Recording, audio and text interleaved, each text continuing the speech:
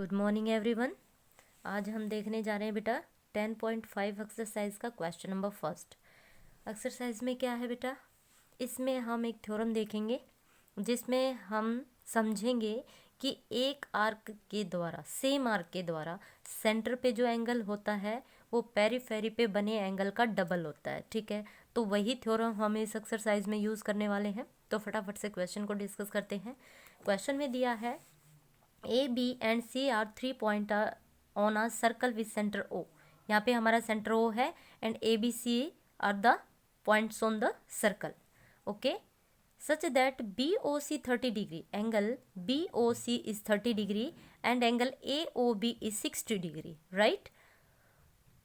If D is a point on the circle other than the arc ABC, ABC से अलग, यहाँ पे नहीं है, ए सी के बीच में कहीं पे भी नहीं है वो पॉइंट, लेकिन है सर्कल के ऊपर ही, तो दैट मीन्स इससे बाहर हम कहीं पे भी ले सकते हैं। तो हमने यहाँ पे ले लिया। ठीक है, आपको अब कहाँ पे पॉइंट लेंगे वो बताएगा, जो भी आपको फाइंड आउट करना है। इट मीन्स आपको A D C find out करना है। तो ए डी सी, अब आप चाहे पॉइंट यहाँ पे लीजिए चाहे यहाँ पे लीजिए, यहाँ पे क्या बनेगी, एक ट्रायंगल बनेगी। ठीक है, अब क्वेश्चन में कहा है कि आपको ये एंगल बताना है। ओके, सो इसके लिए हमें क्या करना पड़ेगा बेटे, हमें पता है सबसे पहले हमें वो थ्योरम ही पता होनी चाहिए, तो मैं उसे इंट्रोड्यूस करा देती हूँ। देखो, ये मेरी आर्क है, ध्यान से देखना, ये मेरी आर्क है ए बी सी, राइट। इस आर्क से, कंप्लीट आर्क को देखना, ए सी से एक एंगल यहाँ पे बन रहा है, कंप्लीट एंगल। कंप्लीट एंगल कितने का हो गया, 60 + 30 दैट इज 90। दैट मीन्स ये एंगल डबल होगा, किससे, इस एंगल से, क्योंकि इसी आर्क से एंगल हमारा किस पे बना है, पेरीफ्री पे। ध्यान से देखो, इसी आर्क से पेरीफ्री पे, इसी आर्क से सेंटर पे, इसी आर्क से सेंटर पे, इसी आर्क से पेरीफ्री पे।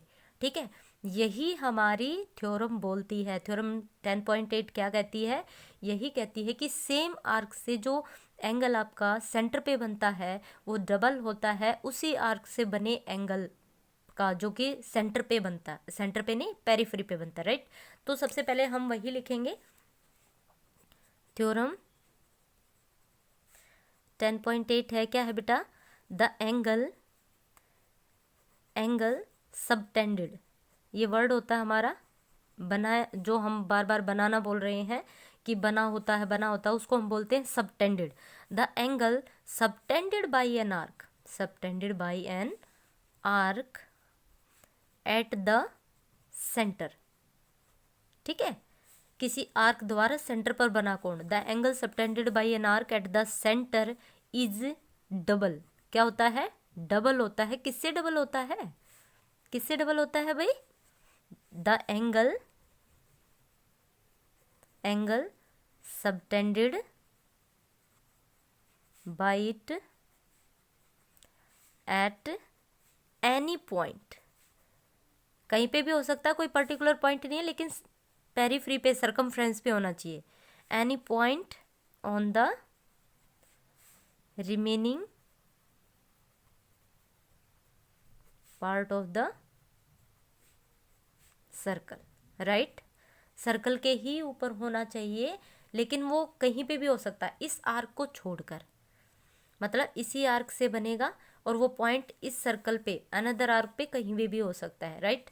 तो यहाँ पे क्या हो जाएगा, अगर मैं इसी थ्योरम को लेके चलती हूँ तो that means angle A O B plus angle B O C is equal to क्या होना चाहिए, डबल होना चाहिए, किसका, एंगल ए डी सी, इस एंगल का। बात समझ में आ रही है। अगर ये थ्योरम हमारी है तो इस थ्योरम के अकॉर्डिंग ये बात हमारी ट्रू हो जाएगी। ठीक है, तो इट मीन्स दोनों एंगल को मैं क्या कर दूंगी, सम करने को तो मैं ये कंप्लीट एंगल लेती, एंगल ए ओ सी लिखेंगे। Angle A O C is equal to क्या है, double of angle A D C. But यहाँ पे डबल, हम ये एंगल किससे मिलके बना है, टू एंगल से मिलके बना है। ये कंप्लीट एंगल किससे मिलके बना है, इस angle plus this angle, right.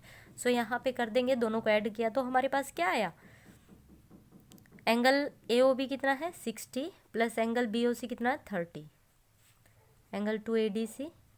Next क्या हो जाएगा बेटा, 60 + 30 that is 90 is equal to angle A D C. तो ए डी सी की वैल्यू क्या आ जाएगी, 90 / 2 दैट इज 45, राइट। तो एंगल ADC कितना आ जाएगा बेटा 45 डिग्री। बात समझ में आई। तो देखो इसमें जो फोकस हमें करना है, अगर ये थ्योरम आपको क्लियर है तो आप इस एक्सरसाइज का each and every question easily आप निकाल पाओगे। उसके लिए सिर्फ आपको क्या देखना है कि सेम आर्क, ये हमारी एक आर्क थी, इसी आर्क से आप देखिए यहाँ पे सेंटर पे एक एंगल बन रहा है, तो ये एंगल डबल होगा किसका, इसी आर्क से किसी भी पॉइंट पे सर्कल के इसको छोड़ के किसी भी पॉइंट पे जहाँ पे एक एंगल बनाता है, ठीक है, इसी आर्क से किसी और पॉइंट पे सर्कल के ऊपर जो एंगल बनेगा वो इसका क्या होगा, हाफ होगा। अपोजिट भी करेंगे, ये हाफ होगा इसका, ये डबल होगा इसका, वही बात है ना। ये डबल है तो ये हाफ है, डेफिनेटली सी बात है। ओके, तो ये क्वेश्चन होता कंप्लीट।